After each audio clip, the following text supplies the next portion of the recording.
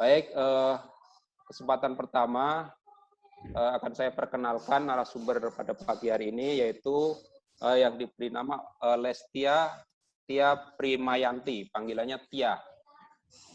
Beliau lulusan dari Fakultas Psikologi Universitas Indonesia tahun 2002, kemudian beliau seorang guru, seorang pengajar di Sekolah Kembang, mengajar sejak tahun 2004, kemudian menjadi kepala sekolah dari kelompok bermain TK dan SD dari tahun 2012 sampai 2018. Nah, saat ini beliau menjadi Direktur Pendidikan Sekolah Kembang sejak 2018. Kita akan sharing dengan Mbak Lestia atau Mbak Tia terkait dengan literasi di rumah ya. Literasi, sebagaimana kita tahu bahwa literasi menjadi salah satu kebijakan Merdeka Belajar yang nanti akan menggantikan ujian nasional dalam bentuk asesmen kompetensi minimal. Jadi sangat penting bagaimana sih literasi ketika kita memberikan tugas, ketika guru memberikan tugas kepada anak-anak untuk belajar di rumah, dan ketika orang tua harus mendampingi anak-anaknya belajar di rumah, apa peran literasi kira-kira yang bisa dimainkan untuk bisa menjaga kondisi belajar di rumah tetap kondusif dan anak tetap tumbuh kembang sesuai dengan harapan. Kemudian narasumber yang kedua adalah Mbak Sofi Dewayani. Mbak Sofi Dewayani kita kenal sebagai akademisi, beliau juga peneliti, pegiat literasi, dan sekaligus penulis dan editor buku anak. Dan beliau merupakan salah satu anggota Satuan Tugas atau Satgas Gerakan Literasi Sekolah Kemendikbud dari tahun 2015. Nah, beliau menyelesaikan studi doktoralnya di University of Illinois. Di mana itu nanti tanya aja ke Bu Sofi ya. Kemudian di bidang Language and Literacy. Setelah menyelesaikan program MA-nya di bidang sastra anak di universitas yang sama, beliau juga menulis beberapa buku, antara lain buku yang berjudul Suara dari Margin, kemudian Literasi sebagai Praktek Sosial bersama Bu Pratiwi, kemudian buku terkait dengan penghidupan literasi di ruang kelas, dan Saatnya Bercerita yang ditulis bersama Bu Rosi Setiawan, kemudian buku anak yang ditulisnya dan diterbitkan oleh Yayasan Litara, yang juga sudah pernah mendapatkan penghargaan internasional seperti Samsung Kids Time Author Awards di Singapura, dan pada tahun 2017 buku beliau yang berjudul Srinti ya, itu masuk dalam katalog buku International White Ravens. Jadi beliau adalah seorang akademisi dan pegiat literasi sekaligus sebagai penulis buku. Baik, saya kira perkenalannya tidak perlu panjang lebar. Kesempatan pertama mungkin tidak terlalu lama paparannya, kalau nanti 10-15 menit. Mbak Tia, udah online juga. Kesempatan pertama saya berikan kepada Mbak Tia dulu ya, 10-15 menit. Sekali lagi, silakan Mbak Tia, waktu kami silakan untuk Mbak Tia. Baik Pak Katman, terima kasih banyak atas kesempatannya hari ini. Ya, Bapak Ibu, selamat pagi semuanya. Saya akan cerita sedikit tentang kemarin kebetulan Pak Billy ya menghubungi saya untuk sharing sedikit tentang literasi di rumah, terutama kaitannya dengan bagaimana di Sekolah Kembang kami tetap menggunakan literasi untuk belajar di rumah gitu ya. Jadi hari ini saya pakai istilah membaca, meskipun sebenarnya literasinya lebih dari sekedar membaca ya. Membaca tapi juga lebih ke tentang memahami bacaan, menggunakan atau merefleksi bacaan dalam bentuk tertulis gitu. Nah, Di rumah saja, mungkin ini karena kita semua sedang dalam masa social distancing, mesti di rumah aja, sekolah juga harus tutup, maka sekolah seringkali berusaha memindahkan kegiatan belajar ke rumah gitu ya. Sebenarnya ini sesuatu yang tidak mudah dan perlu penyesuaian karena pada dasarnya belajar di rumah sama belajar di sekolah itu berbeda. Jadi kemarin saya kemudian menemukan tulisan ini, tweet ini, kita itu tidak homeschooling sebenarnya sekarang, tapi kita sedang menemani anak-anak melalui krisis sambil berharap mereka tetap belajar sesuatu. Kita juga bukannya bekerja dari rumah, tapi kita berusaha menyelesaikan pekerjaan-pekerjaan kita dalam situasi yang luar biasa. Nah, menurut saya penting sekali menyadari bahwa ini adalah situasi darurat. Artinya tidak bisa business as usual, nggak bisa dianggap ya udah kalau sekolah dipindah ke rumah lalu akan berjalan sama persis seperti di sekolah atau dilakukan semirip mungkin dengan di sekolah supaya anak-anak belajar seperti di sekolah. Ini tidak bisa dilakukan.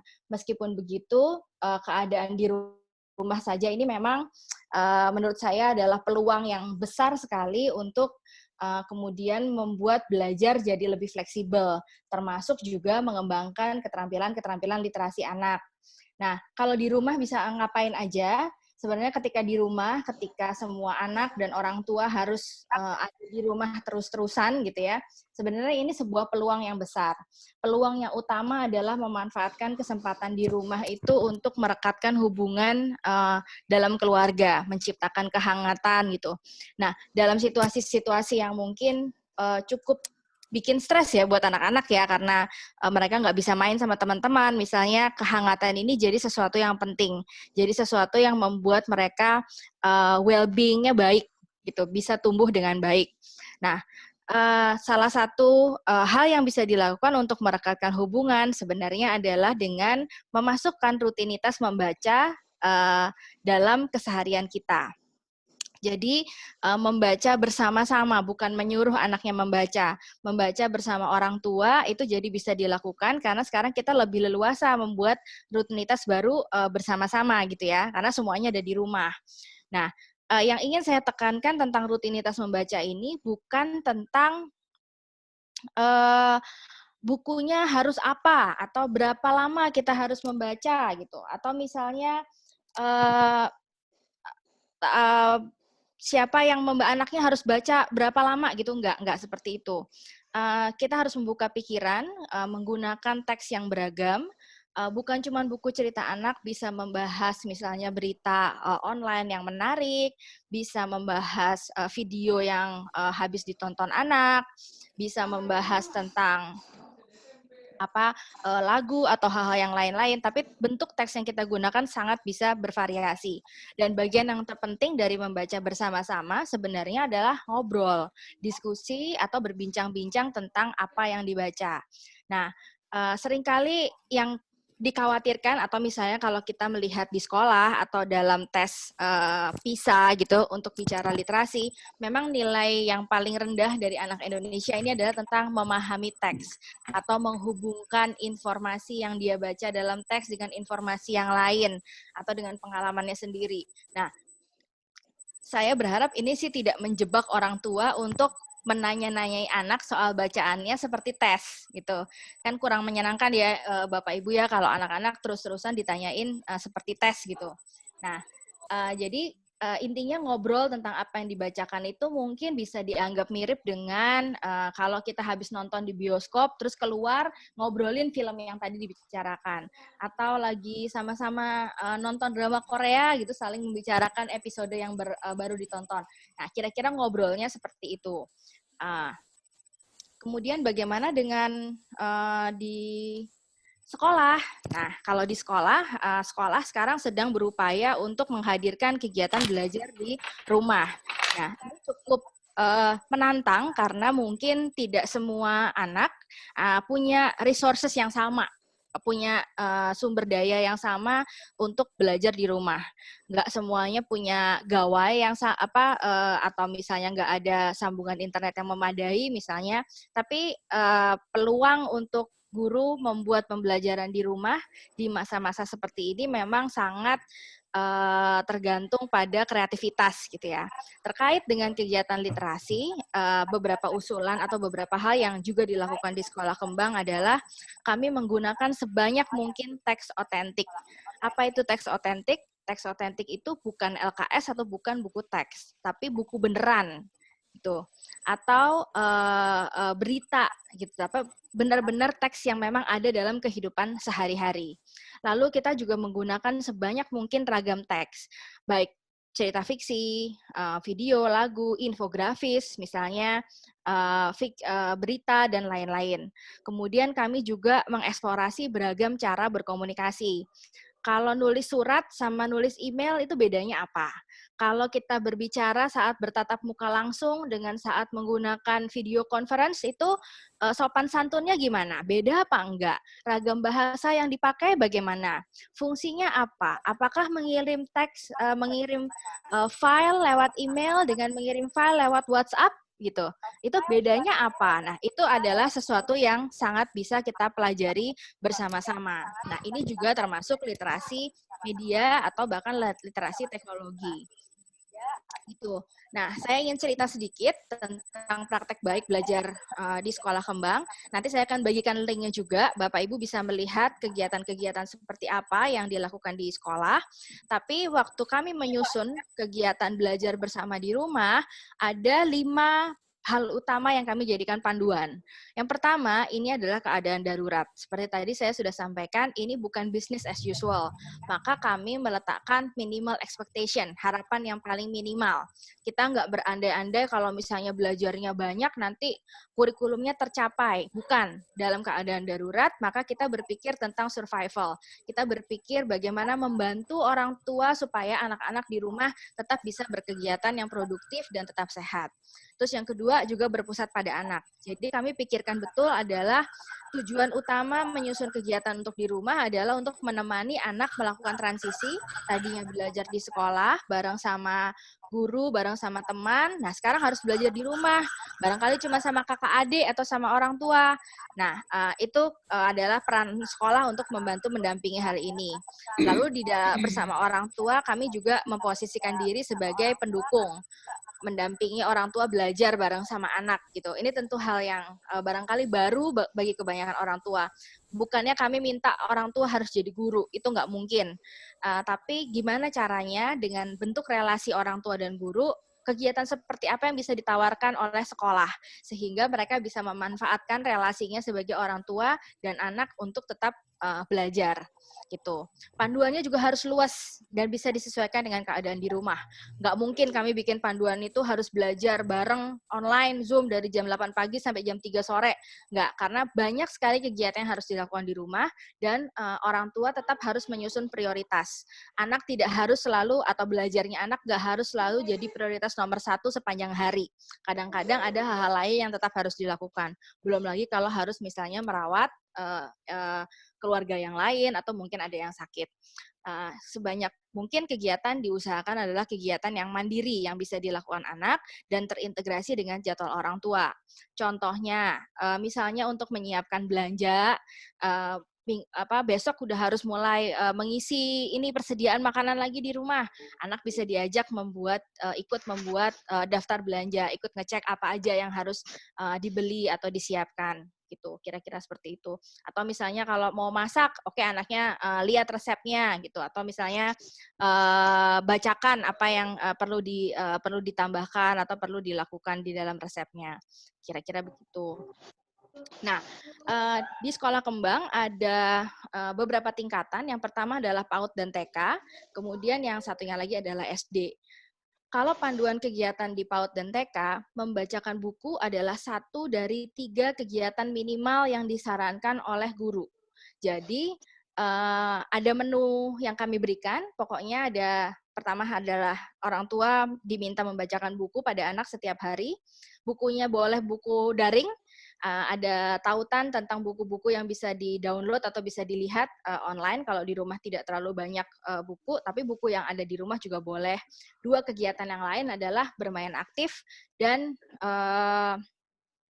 membantu kegiatan rumah tangga. Lalu kadang-kadang guru-guru berinisiatif mengirimkan video sedang membacakan buku buat anak-anak. Sekali lagi itu membantu mereka transisi, kayak gitu ya. Oh, ibu guru tetap ada, cuman kami sekarang nggak bisa ketemu. Seperti tadi saya ceritakan, guru-guru mengirim tautan berisi buku-buku daring, lalu kami juga mengirimkan tautan aneka kegiatan keterampilan yang bisa dibaca bersama anak dan orang tua, lalu dipraktekkan bersama. Yang kalau bisa, yang barang-barangnya ada di sekitar kita. Nah, kalau menyapa anak-anak, biasanya pakai video conference dalam kelompok kecil, misalnya hanya 5 atau 10 menit seminggu sekali. Kemudian kalau di SD, untuk SD ini menarik karena fokus kami adalah pada keterampilan belajar. Dari awal menyusun kegiatan belajar di rumah, yang ada di bayangan para guru adalah ini waktunya untuk belajar tentang literasi media. Ini waktunya untuk menggali lebih banyak eksplorasi tentang teknologi. Gitu. Jadi keterampilan literasinya terintegrasi dalam setiap kegiatan yang diberikan, nggak banyak, setiap hari hanya sedikit, tapi itu tadi beragam dan banyak coba-coba berbagai media, baik membaca buku, teks, video, lirik, instruksi, grafik dan lain-lain, maupun berkomunikasi dalam berbagai bentuk. Misalnya habis baca buku diminta bikin storyboard, dikenalkan pada satu semacam aplikasi atau link untuk membuat storyboard.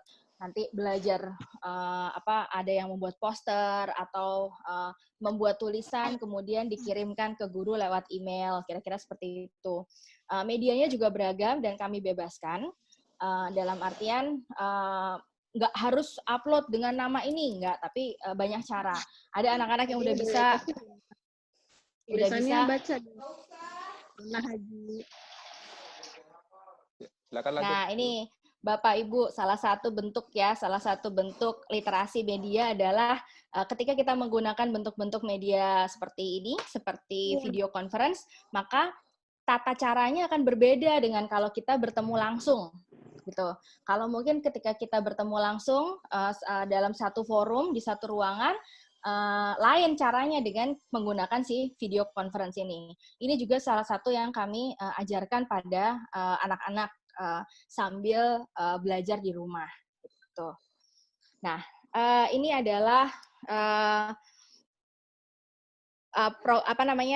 link tautan. Mungkin Bapak Ibu bisa klik kalau misalnya mau lihat di situ ada folder. Ada folder tentang belajar bersama kembang. Nah, ini boleh bebas, boleh di-download, boleh dicoba, boleh di macam-macam ya, Bapak Ibu ya. Nah, ini ada panduan belajar sebelum mulai belajar, bisa diunduh dulu apa sih sebenarnya. Kemudian di kelompok bermain, contoh kegiatannya seperti apa. Di bawahnya juga ada untuk SD dan TK itu seperti apa. Coba saya contohkan untuk sekolah dasar. Nah, ini di ragam rekomendasi ada guru-guru membacakan buku. Nah, kan Bapak Ibu bisa lihat ya, ini ada Bu Aru membacakan buku cerita, Bu Ines ini guru bahasa Inggris, dia juga membacakan buku cerita. Ini direkam dengan sederhana saja, kemudian kita upload di YouTube gitu. Kemudian nih sekolah dasar saya perlihatkan juga barangkali contoh kegiatannya gitu. Saya kira itu saja Pak Katman. Apa yang bisa saya sampaikan, mudah-mudahan waktunya tidak lewat dari yang diberikan. Ya, tepat waktu, sangat tepat waktu, Oke, udah biasa. Terima kasih Pak. Ya, terima kasih Mbak Tia. Baik, Bapak Ibu, ya itu kira-kira yang sharing untuk best practice-nya di Sekolah Kembang. Nanti kita akan lanjutkan dengan diskusi setelah Bu Sofi yang berikutnya ini juga menyampaikan yang terkait dengan literasi di rumah. Kalau tadi kan Mbak Tia lebih pada ke apa untuk anak-anak PAUD sama SD ya. Nah, mudah-mudahan Bu Sofi ini bisa melengkapi untuk yang agak remaja ataupun dewasa, termasuk orang tuanya seperti apa itu. Karena yang sulit mungkin adalah bagaimana orang tua memposisikan sesuatu peran yang selama ini mungkin jarang dilakukan itu kan. Nah, Silakan Bu Sofi, waktu 10-15 menit. Oke, selamat pagi Bapak Ibu sekalian. Senang sekali, mudah-mudahan Bapak Ibu sehat semuanya di rumah ya. Masih bersemangat melakukan aktivitas di rumah dengan kondisi seperti ini. Mudah-mudahan semuanya tetap produktif ya. Saya, alhamdulillah saya bisa join lagi. Saya berkesempatan untuk menyampaikan materi berliterasi di rumah. Nah, ini ada dua hal nih Bapak Ibu, ini yang saya cermati akhir-akhir ini. Ini ada berita yang saya cermati di media terkait dengan strategi pembelajaran holistik ya. Mungkin Bapak Ibu juga sudah mendapatkan informasi ini dari beberapa sumber. Nah, di sini ini yang mungkin menarik Bapak Ibu ya tentang literasi. Literasi ini kan sesuatu yang bukan baru ya Bapak Ibu ya, tapi sudah kita kenal sudah lama. Tetapi ini mengalami penguatan Bapak Ibu di era saat ini. Saya merasa pandemi COVID ini adalah momentum untuk menguatkan strategi literasi kembali. Dan terutama dan kebijakan kementerian di era yang sekarang ini sangat mengarus utamakan ya kalau boleh saya bilang strategi literasi. Nah di sini Bapak Ibu lihat di sini kan Bapak Ibu sudah mendengar bahwa UN sudah akan diganti dengan AKM yaitu Assessment Kompetensi Siswa dan juga nanti ada survei karakter dan survei lingkungan belajar. Dan kemudian kebijakan-kebijakan lain yang lain juga mendukung hal itu. Kemudian Bapak Ibu juga sudah mendengar mungkin bahwa kurikulum akan disederhanakan seperti disebutkan pada PowerPoint ini, akan menjadi lebih fleksibel dan berorientasi pada kompetensi. Ini juga mungkin bukan hal baru Bapak Ibu dengan pergantian kurikulum. Hingga sejauh ini sebetulnya kompetensi sudah menjadi salah satu prioritas ya dalam kurikulum ya, hanya dalam kurikulum yang nanti katanya akan dibuat lebih sederhana, ini akan mendapatkan penguatan-penguatan. Nah, apa hubungannya ini dengan literasi di saat pandemi ini? Kalau kita melihat bagaimana bisa itu menjadi pertimbangan utama dalam perumusan kurikulum dan kebijakan-kebijakan pembelajaran, nah kita mungkin perlu melihat lagi literasi dalam pengertian OECD ya yang mengeluarkan tes PISA ini. Nah, kita mungkin sudah mengetahui bahwa literasi itu adalah keterampilan untuk seseorang untuk memahami, menggunakan, merefleksi teks sesuai tujuan dan kepentingannya. Dan untuk mengembangkan pengetahuan dan potensi seseorang agar dia dapat berpartisipasi dalam masyarakat. Jadi membaca dalam pengertian yang global ya, dan sangat luas, membaca dalam pengertian yang sangat-sangat luas. Agar seseorang bisa mengembangkan pengetahuan dan potensinya. Jadi ini sangat terkait dengan konteks. Teks yang sangat terkait dengan konteks agar seseorang dapat berpartisipasi dalam masyarakat. Kita lihat di sini betapa ini Bapak Ibu dalam situasi sekarang ini yang kita hadapi sekarang ini COVID-19 tidak hanya menjadi konteks pembelajaran. Yang mempengaruhi bagaimana situasi pembelajaran, bagaimana pembelajaran seharusnya diadakan dan diselenggarakan. Jarak jauh, memanfaatkan daring, mengutamakan partisipasi anggota masyarakat atau anggota keluarga, begitu ya. Tetapi bahwa ini bukan sekedar konteks, tetapi menjadi materi pembelajaran yang mendekatkan siswa kepada lingkungan sosialnya. Saat ini siapa siswa yang tidak mengetahui COVID? Semuanya sudah tahu bahwa bahkan anak-anak kecil juga sudah tahu ya. Tapi apa yang mereka pahami tentang ini, nah itu yang bisa menjadi salah satu strategi kita untuk terus melakukan pendekatan-pendekatan strategi literasi kepada mereka. Nah, hal yang kedua adalah bahwa COVID-19 ini sudah menghadirkan banjir data begitu rupa ya Bapak Ibu ya. Bapak Ibu juga mungkin sudah membaca data-data dalam bentuk daring, kalau Bapak Ibu nonton televisi, kalau ngobrol, ketemu dengan anggota keluarga, dengan tetangga, semua membicarakan tentang COVID. Hadir dalam bentuk teks visual, digital, audiovisual, di televisi juga, untuk semua jenjang. Tidak hanya informasi untuk orang dewasa, tetapi juga yang saya perhatikan, penulis buku anak juga sudah membuat informasi dalam bentuk buku cerita tentang COVID. Dan ini menjadi teks untuk dibaca, dipahami, digunakan, direfleksi oleh siswa. Saya mendengar beberapa ini ya, komplain orang tua gitu ya, yang apa namanya, anaknya malah stres, mudah-mudahan tidak terjadi, tidak dialami oleh Bapak Ibu yang hadir di ruangan ini. Anak-anak malah banyak pekerjaan, orang tuanya, ibunya juga ikut repot gitu ya, anak-anaknya mengerjakan LKS, kemudian ibu-ibu ini kan udah lama mereka sekolah formal gitu ya, sudah lupa banyak materi pelajaran, jadi mereka merasa terbebani ketika harus mengajari anak gitu ya. Nah, Bapak Ibu perlu, Bapak Ibu guru, saya mengharap juga Bapak Ibu perlu menyadari bahwa orang tua bagaimanapun tidak bisa menggantikan peran guru. Orang tua bisa menggantikan peran guru menjadi mitra belajar anak, tetapi tidak menggantikan peran guru dalam arti memegang kendali pembelajaran di kelas. Dalam pengertian, orang tua tetap tidak berkewajiban untuk memastikan bahwa semua materi pembelajaran tuntas, kemudian orang tua menggantikan peran guru dalam melakukan assessment terhadap anak, tidak bisa.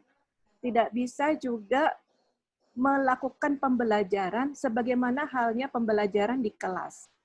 Itu tidak bisa. Bagaimanapun dalam situasi pandemi saat ini adalah situasi yang darurat, sangat spesial. Situasi pembelajarannya pun juga spesial, jadi kegiatan pembelajaran pun sebaiknya terintegrasi dengan kegiatan secara natural di rumah. Tetapi tetap, karena ini adalah situasi yang sementara, ketika anak-anak kembali ke bangku sekolah, mereka juga akan menghadapi mungkin kebijakan kurikulum yang progresif ya dan akan berkembang nantinya. Tetap kegiatan pembelajaran di rumah bisa dimanfaatkan untuk meningkatkan keterampilan analitis, kritis, dan kegiatan pembelajaran yang menyenangkan. Dan untuk ini tentu saja orang tua di rumah dan guru di sekolah bisa menugaskan informasi-informasi atau data-data yang selama ini ada di sekitar lingkungan anak. Nah ini ya, orang tua menggantikan peran guru sebagai mitra belajar anak. Orang tua bagaimanapun tidak memegang kendali terhadap proses pembelajaran di kelas ya, misalnya menuntaskan LKS, penilaian, dan sebagainya. Nah, apa yang bisa dilakukan? Mungkin tadi Bu Tia sudah menceritakan bagaimana kegiatan-kegiatan yang bisa dilakukan untuk mendiskusikan bacaan dan informasi. Pembelajaran berbasis proyek. Ada banyak jenis proyek yang bisa dilakukan. Proyek sosial kemanusiaan, proyek sains numerasi, proyek pengembangan kecakapan hidup. Nah, ini bagaimana? Ini misalnya ya. Nah, ini salah satu contoh Bapak Ibu. Nah, tadi kan kalau Bapak Ibu guru sudah familiar dengan jenis tes PISA ya. Nah, di situ ada beberapa level kognisi. Ada level misalnya mengakses informasi, ada level menyimpulkan, ada level mengevaluasi ya. Nah, itu di tes aksi dan juga nanti di tes AKM juga akan seperti ini. Jadi semua bacaan, semua data yang dibaca bersama-sama dengan anak sebaiknya mengembangkan kemampuan-kemampuan seperti itu. Misalnya, mengakses informasi. Nah, jangan jatuh bunga jepun misalnya. Kemudian merefleksi, anak merefleksi. Kamu pernah lihat nggak bunga jepun? Nah, ini bacaan ini bisa didapatkan secara gratis ya Bapak Ibu ya.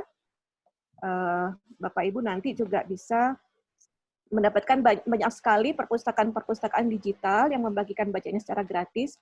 Ini diambil dari www.literacycloud.org. Di sana banyak sekali sumber bacaan gratis dan juga ada aplikasi Let's Read, mungkin sebagian Bapak Ibu sudah mengaksesnya juga, itu juga memiliki banyak sekali sumber bacaan gratis. Nah, kemudian anak melihat gambar bunga jepun pada sampul. Siapa yang mengatakan jangan jatuh bunga jepun? Itu juga kemampuan inferensi. Mengapa ia mengatakannya? Kemampuan inferensi.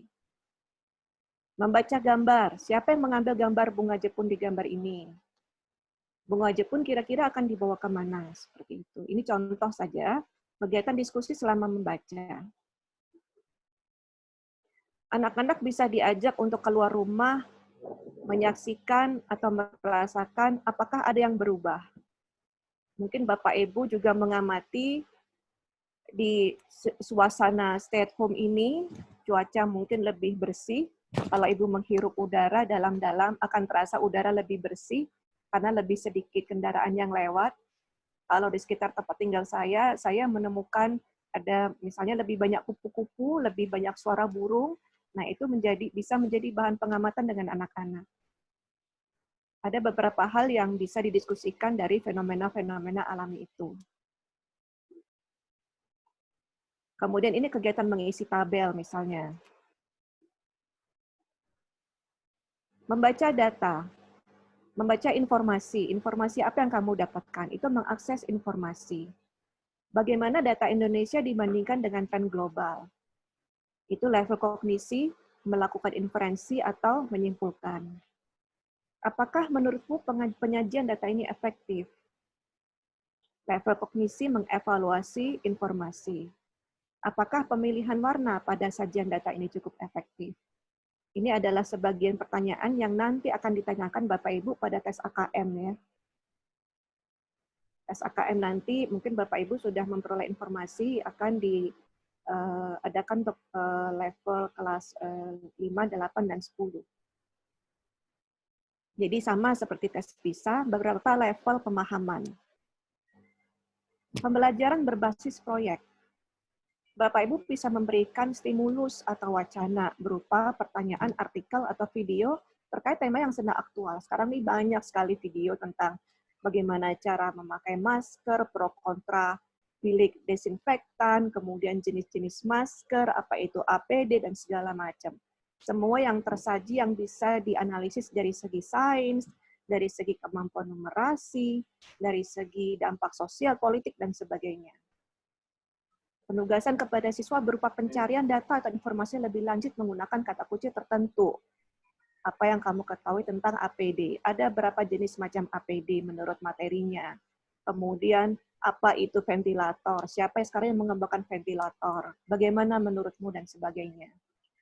Pengkoleksian data menggunakan metode wawancara, virtual, telepon, atau pembuatan angket daring. Penyajian hasil analisis secara daring. Pembuatan produk atau prototipe seni. Nah, ini untuk level anak-anak di jenjang sekolah menengah. SMK misalnya. Survei sederhana aja Bapak Ibu, anak-anak nggak usah keluar. Apakah mereka membandingkan jumlah dan jenis pedagang keliling yang lewat rumah mereka sebelum dan semasa COVID-19? Apakah sama? Tukang roti yang suka saya beli itu kemana ya? Kok sekarang nggak lewat lagi? Kenapa ya kira-kira? Kemudian meminta mereka untuk menginterview, mewawancara pedagang pasar keliling. Berapa besar pemasukannya sebelum dan semasa COVID? Apakah ada yang berubah? Pedagang keliling apa yang kira-kira lebih mampu bertahan di era COVID ini? Mengapa misalnya pedagang sayur cenderung lebih bisa bertahan? Oh, karena dia punya strategi pemasaran, dia bisa membantu ibu-ibu membeli belanjaan di pasar gitu ya. Sesuatu yang sekarang tidak bisa dilakukan oleh ibu-ibu di rumah misalnya. Misalnya, mengapa penjual gorengan relatif tidak dapat bertahan? Pertanyaan seperti itu, mengamati fenomena yang ada di sekitarnya dan menganalisis, mengevaluasi apa yang bisa saya lakukan. Apakah anak-anak mengetahui misalnya ada perubahan pekerja harian, ada tetangga teman bermain mereka yang bapaknya sekarang sudah di rumah aja karena mungkin tidak bekerja lagi, itu juga bisa menjadi proyek sosial kemanusiaan. Tidak hanya proyek sains, tidak hanya proyek numerasi, tapi juga proyek sosial. Jadi peran guru di masa COVID, Bapak Ibu, ini adalah slide terakhir ya. Saya ini berusaha menyampaikan dengan cepat, tapi mudah-mudahan juga jelas gitu ya. Di masa darurat ini, tolong perhatikan kepada well-being, bukan kecakapan akademis anak. Bapak Ibu guru tentu tahu bagaimana latar belakang orang tua. Nah, apalagi sekarang di era zonasi ini, hampir semua guru punya murid yang beragam ya. Misalnya ketika berkomunikasi dengan orang tua, Mama Dino, ayahnya Dino gimana? Masih ini enggak gitu ya. Jangan cuma ngasih PR aja ke ini ya, ke orang tua ya. Bunda, tolong anak-anaknya diingatkan PR-nya LKS halaman sekian sampai halaman sekian gitu ya. Jangan cuma begitu.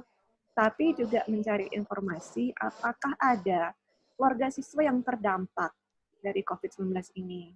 Bagaimana kemudian Bapak Ibu guru bisa berperan sebagai ini ya, model bagi anak-anak untuk bisa melakukan perubahan juga. Apakah harus menghubungi komite sekolah? Apakah harus menghubungi persatuan orang tua murid untuk menginformasikan ini? Barangkali ada orang tua murid lain yang bisa mengkoordinir bantuan juga sembako. Apakah ada orang tua murid yang juga di masa COVID ini berjualan gitu ya di rumah dan mungkin perlu memasarkan dagangannya ke orang tua yang lain gitu. Jadi apakah ada anak-anak yang terdampak sehingga tidak bisa mendapatkan makanan sehat di rumah gitu ya. Kemudian memberikan tugas-tugas yang sifatnya kepada kegiatan rutin di rumah yang bisa diintegrasikan dengan kegiatan pembelajaran. Misalnya menyiapkan makanan sehat berimbang. Makanan sehat yang kusiapkan hari ini apa? Kemudian difoto. Kemudian untuk anak yang lebih besar menghitung berapa kalorinya. Mencari informasi, menghitung jumlah kalori gitu ya. Memastikan anak-anak juga berkegiatan dengan baik dan mendapatkan asupan gizi yang baik dan tidak stres, karena itu yang lebih penting Bapak Ibu. Saya pikir di masa darurat ini semuanya juga serba darurat ya, jadi kegiatan pembelajaran juga itu bisa diekstraksi pada kegiatan atau kompetensi yang memang benar-benar esensial, yang benar-benar penting bagi anak di masa darurat ini, dan tidak lagi berpenuntasan, seperti ketika kegiatan belajar pembelajaran itu terjadi di masa normal. Saya pikir itu aja Bapak Ibu. Mari kita sama-sama berusaha saling membantu dalam ekosistem sekolah di era yang memberikan kita cobaan sekaligus fenomena luar biasa, sekaligus kesempatan kepada kita untuk melakukan perubahan ya Bapak Ibu ya. Saya pikir itu adalah peran kita semuanya sebagai anggota masyarakat. Itu aja Pak Katman, terima kasih. Oke. Assalamualaikum Ya, warahmatullahi wabarakatuh. Waalaikumsalam. Terima kasih Bu Sofi sudah memberikan atau menyampaikan pemaparannya. Nah, Bapak Ibu sekalian, mungkin kita akan ini ya untuk pertanyaan ya. Boleh diturunkan dulu Mas Billy untuk paparan dari Bu Sofi. Ya, untuk selanjutnya kita buka pertanyaan. Kita belum tahu persis nih pesertanya kebanyakan guru atau orang tua atau bahkan profesi yang lain. Nah, untuk kesempatan pertama ini kita buka dulu 2 penanya ya.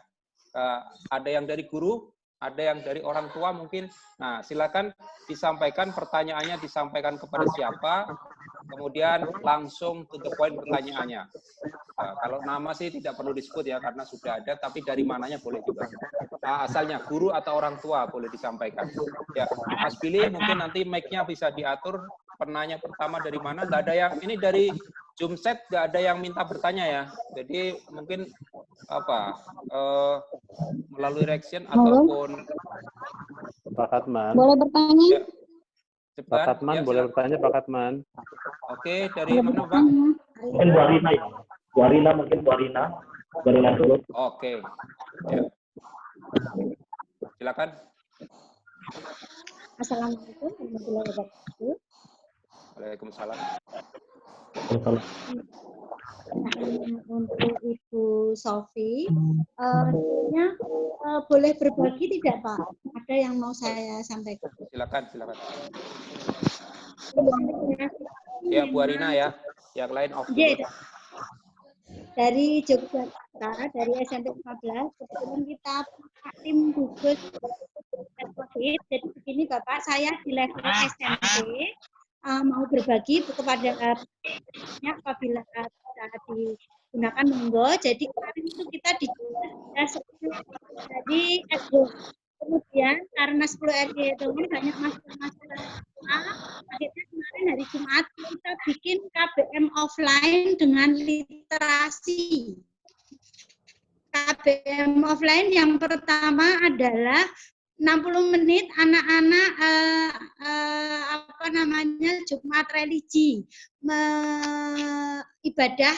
Karena kalau di sekolah juga ada Jumat religi, sehingga kami sampaikan Jumat religinya at home bersama orang tua. 60 menit itu dimulai 7:30 sampai 8:30, kemudian istirahat.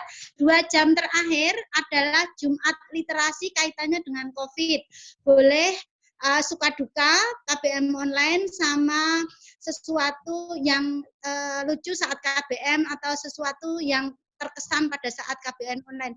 Alhamdulillah hampir seluruhnya dengan murid yang kurang lebih murid kami 996, banyak sekali orang tua apresiasi dengan adanya KBM secara offline 1 hari di masa COVID, karena memang mereka merasa jenuh gitu ya. Apalagi ini kami dapat ilmu tadi dari Bu Sofi, masukan-masukan, misalnya ada berapa orang yang dijajakan. Nah, ini nanti sebagai masukan sekolah, kami apresiasi sekali, bagus sekali untuk karena tingkat SMP. Jadi saya ke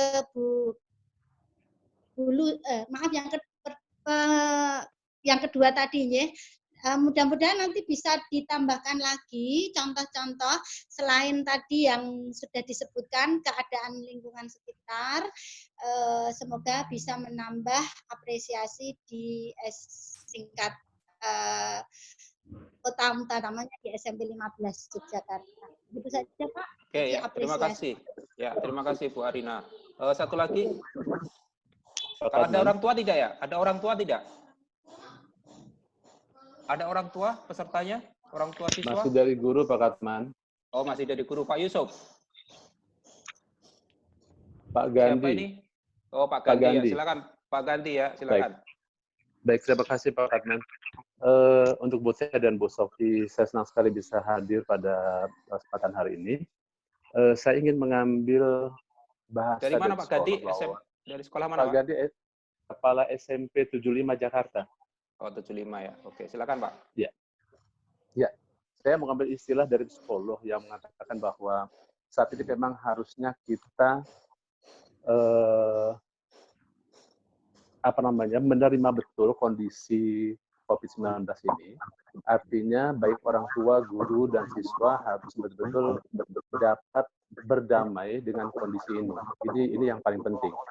Nah, di Jakarta ada permasalahan-permasalahan tertentu dalam proses pembelajaran jarak jauh ini, antara lain misalnya orang tua yang sampai saat ini masih bekerja. Jadi walaupun di rumah, tapi mereka bekerja. Jadi mereka tidak punya kesempatan yang banyak untuk membimbing putra-putrinya belajar.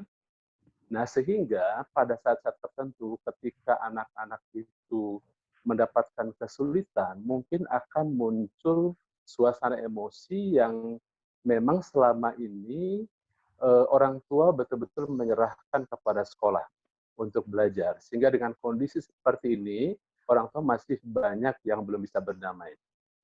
Di sisi lain, ada orang tua yang memang secara ekonomi masih kesulitan ketika tidak bekerja. Sehingga dengan terpaksa mereka bekerja, akhirnya juga tidak punya waktu untuk mereka bersama-sama yang seperti kita harapkan bahwa suasana ini harusnya merekatkan hubungan seperti itu dengan keluarga. Nah, di sisi guru memang pada saat minggu-minggu pertama mereka PJJ ini memang ada kendala karena guru harus memindahkan proses belajar dari sekolah yang biasanya bertatap muka, kemudian dialihkan untuk belajar di rumah. Nah, sehingga memang di minggu-minggu pertama ada kendala. Tapi seiring jalannya waktu, Dinas Pendidikan DKI Jakarta juga sudah membantu dengan contoh-contoh pembelajaran yang bisa dikemas atau didesain sedemikian rupa, sehingga ini bisa cukup membantu guru untuk melaksanakan proses PJJ ini dengan baik. Ya. Pertanyaan saya baik pada Mbak Tia dan Bu Sofi, apakah seperti apa yang harus dilakukan oleh kami, walaupun tadi kami sudah dengar ya dari Mbak Tia dan Bu Sofi mengatasi masalah-masalah ini. Itu saja pertanyaan dari saya. Terima kasih atas kesempatannya. Assalamualaikum warahmatullahi wabarakatuh. Sudah 2 penanya, silakan yang respon dulu mungkin Bu Sofi dulu ya. Silakan Bu Sofi. Ya. Yang pertama tadi Bu Arina bagus sekali ya dari Malang tadi ya, kegiatan-kegiatannya sudah dari Jogja ya, Jogja kayaknya. Dari Jogja ya, maaf. Ya. Kegiatannya sudah cukup kontekstual dan sudah cukup memanfaatkan situasi di sekitar anak sebagai pembelajaran, dan Bu Arina sudah mencoba melibatkan orang tua juga ya, dan saya lihat juga mudah-mudahan kegiatannya juga rileks ya. Hanya sekedar saran, mungkin kalau jadwalnya tidak dibuat terlalu ketat, misalnya di pagi hari, misalnya kalau pengaturan jam mungkin bisa disepakati dengan anak ya mungkin ya. Hanya mungkin memberikan tips-tips secara umum, misalnya berapa menit sehari, dan itu mungkin bisa sebelum tidur misalnya, atau diberikan alternatif kalau misalnya nggak ada buku di rumah, karena kan memang tidak mungkin keluar ke TBM atau ke perpustakaan. Nah, itu apa yang bisa dilakukan oleh orang tua, mungkin mendongeng, mungkin bercerita tentang masa lalu, gitu ya. Seperti itu. Jadi sumber bacaan itu banyak sekali dan tidak hanya yang tercetak saja, gitu Bu. Tapi secara umum itu sudah bagus sekali Bu Arina ya.